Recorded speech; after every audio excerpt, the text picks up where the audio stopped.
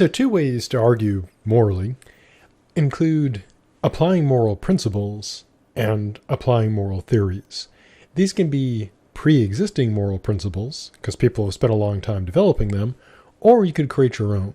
The same with moral theories. As we'll see in part 2 of the course, there are many moral theories, and these can be used, as one would expect, to make moral arguments.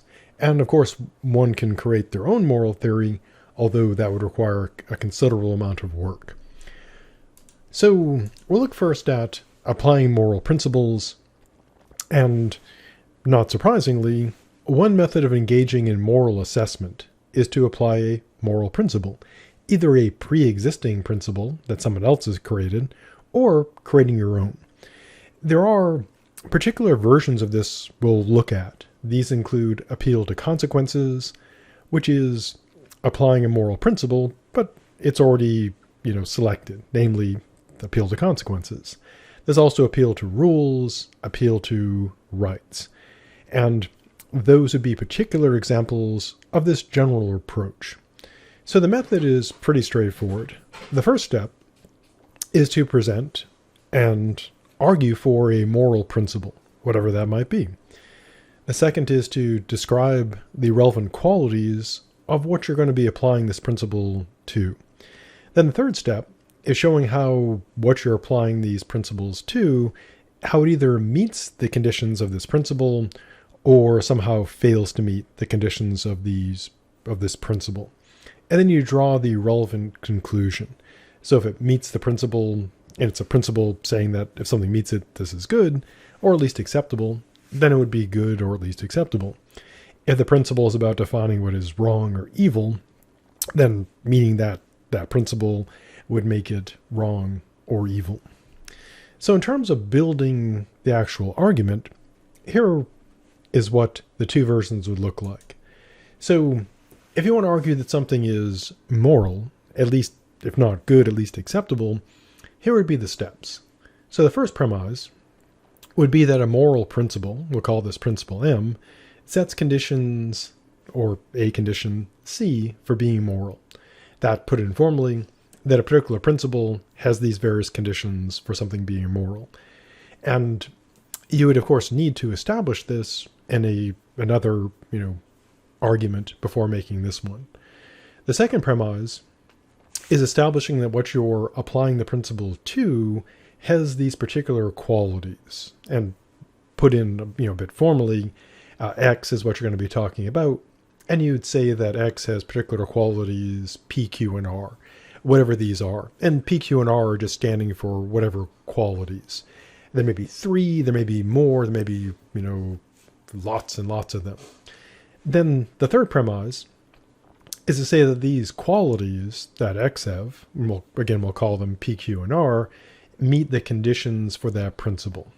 And so we conclude that the thing in question is moral. So put kind of informally, what you're trying to do is say that this particular moral principle sets these standards for being moral. You would describe the qualities of what you want to apply them to, and you would show that these qualities meet the conditions of your moral principle, and therefore what you're talking about is moral. Now, to do the reverse, if you want to argue that something is not moral or immoral, then you take a similar approach. The first thing you do is establish that a particular moral principle sets conditions for being moral. Then the second thing, you would argue that what you're talking about, let's call this X, has certain qualities, P, Q, and R. Again, this could be any number of qualities. And then in the third premise, you would have established that P, Q, and R, or whatever qualities it has, do not meet the conditions of that moral principle. So what you're talking about is not moral or is immoral. And so those would be the two options. Showing that something is moral because it meets the conditions of being moral, or showing something is immoral because it doesn't meet the conditions of being moral. Now, alternatively, you could also do an immoral argument by having the principle set conditions for being immoral, and then just, you'd be showing how the thing in question has those qualities. And that would be another way to do it. So how do you tell when you've got a good moral principle if you're building one? Now, if you're using the pre-existing ones, like appeal to consequences, appeal to rules, appeals to rights, they've already been pretty well established, and they have their own particular conditions that are talked about in those relevant videos. But if you're building your own, or you want to assess any moral principle, here are some sort of general standards for a moral principle. One thing it must obviously do is present a moral standard. Otherwise, it's not a moral principle. Secondly, in order to be accepted, at least logically, philosophical, etc., the standard needs to be supported by an argument, or ideally arguments. The arguments, of course, are subject to assessment. There's also a common assumption, which can be debated, because anything in ethics and philosophy can be debated, is that it's called the basically principle of reasonability, that the application of a moral principle must produce reasonable solutions to a moral problem. Next, these are kind of like the logical aspects of it. The principle is going to be coherent, plausible, and you could also include things like it can't be too vague, it can't be ambiguous, etc. It can't be defective in various usual non-ethical ways. And then there's a principle of kind of intuition. The idea being that a moral principle must either match our moral intuitions or give us reasons for giving up on those intuitions if it goes against them. And so that's how you'd kind of roughly build a moral principle and see if it's good or bad. So as an example, consider a fairly specific principle, namely that cheating in competition is wrong.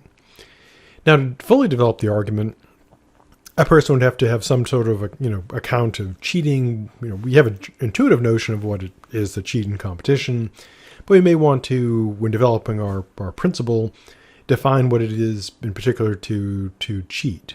And there are a variety of ways to do this. One would be kind of like a very rules-based one, which is cheating in competition is defined by the rules of that competition. And typically they're laid out like explicitly for sports. We also can rely somewhat on our intuitions that, cheating is an unfair advantage that's somehow, unjustified, etc. And again, we have a rough notion what cheating is, but you may want to be more particular about it and what sort of qualities would be involved. Now, this could be done by focusing on very particular types of cheating. So suppose we wanted to apply our principle of cheating in competition is wrong to like performance enhancement. And we could look at like what would be the things that enhance performance that would be considered cheating and not cheating. And this can be quite complicated and a matter of debate. For example, if we take a sport like running that I'm familiar with, you're allowed to use all kinds of performance enhancing things when you're running. It's perfectly within the rules. So one obvious thing would be, sports nutritionals. You could take, goo packs with, or the similar things during the course of a race.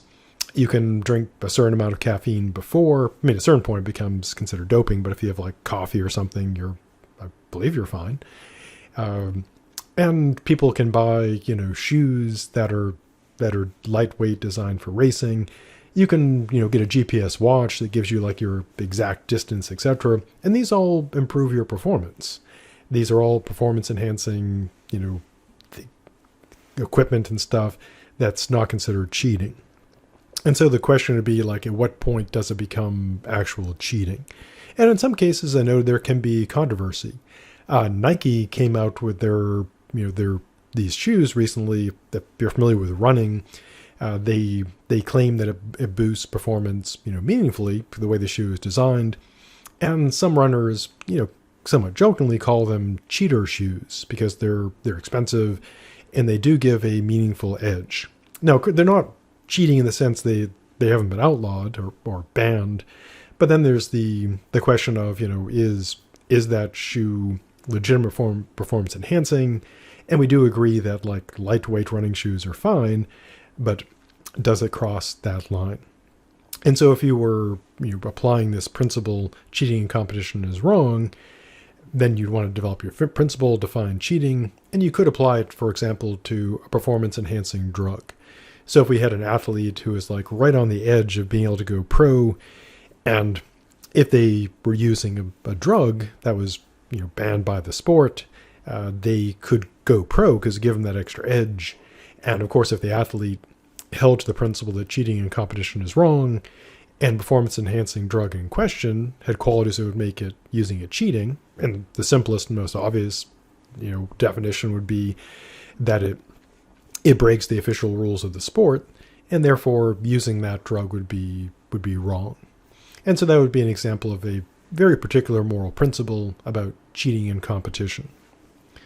So that's a basic example of how you might argue. Create your principle, describe what you're applying it to, apply it, draw the appropriate conclusion.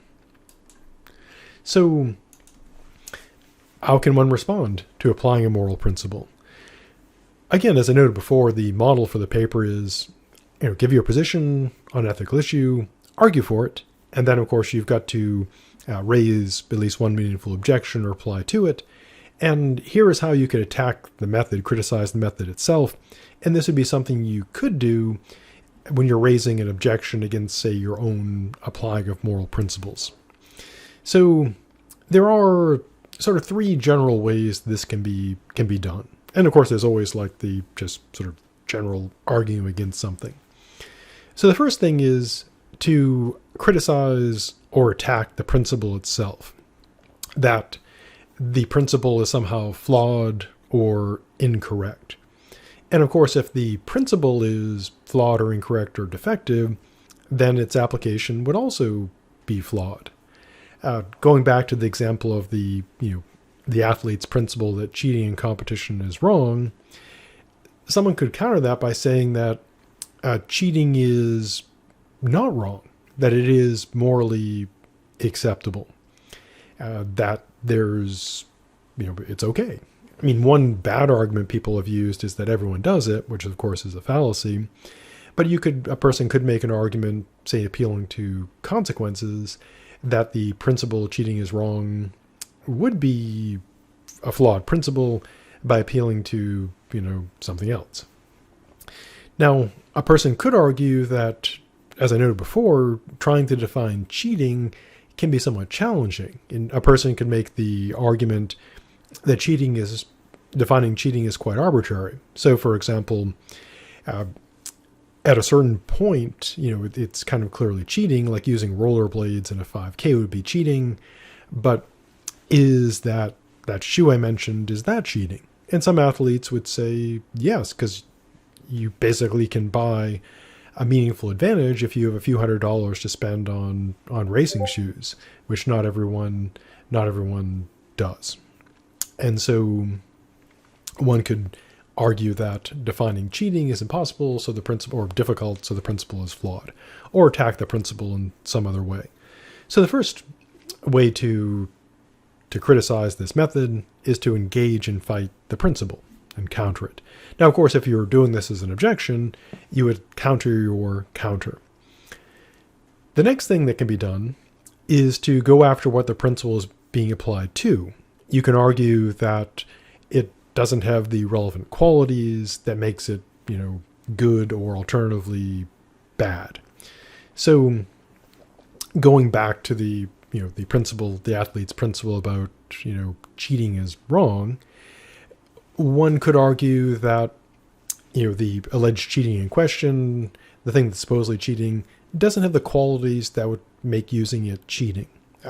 For example, if we go to the debate about the Nike shoes, some may say, well, that's cheating because it allows a person to purchase essentially a meaningful advantage that other runners, who are less financially well off or who are not sponsored, cannot afford.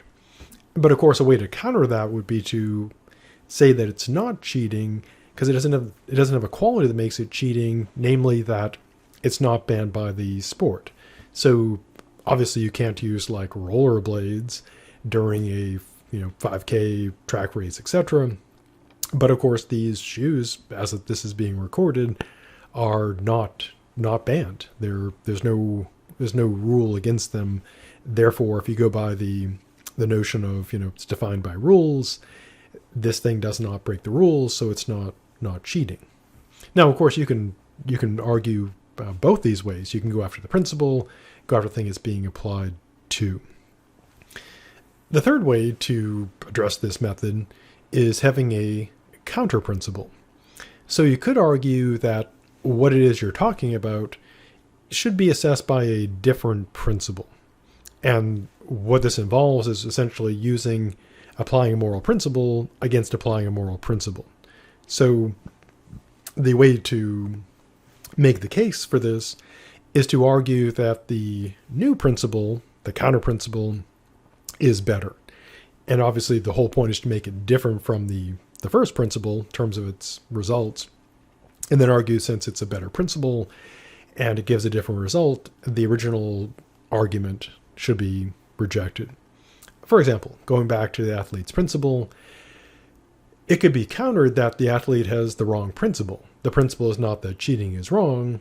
The better principle is that it's morally acceptable for an athlete to use any means to enhance performance in order to further their career and make money.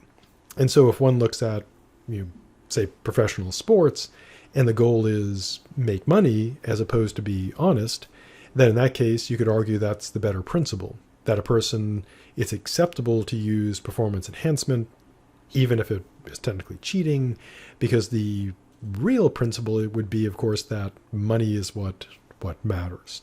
And one would have to, of course, argue for that. So that's applying the moral principles. Now, probably the easiest way to use this method is to use the pre-built templates that I've created, the appeal to consequences, appeal to rules, and appeal to rights. But one can make their own principles as well. So that's the applying moral principles method. So stay safe, and I'll see you in the future.